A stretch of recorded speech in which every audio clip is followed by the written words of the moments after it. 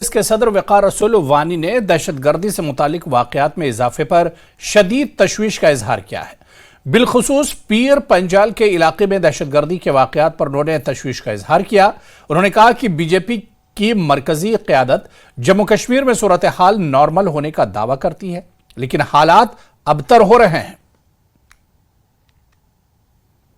हमारे फिर जवान शहीद हुए हैं, किस तरह से आप कहेंगे और क्या सरकार को करना चाहिए?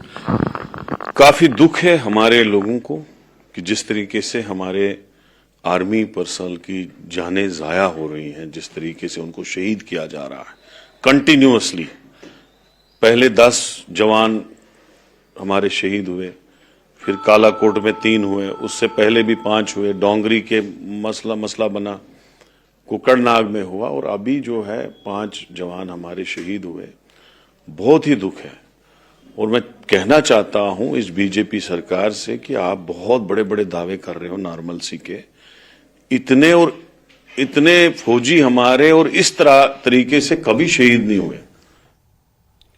पुंछ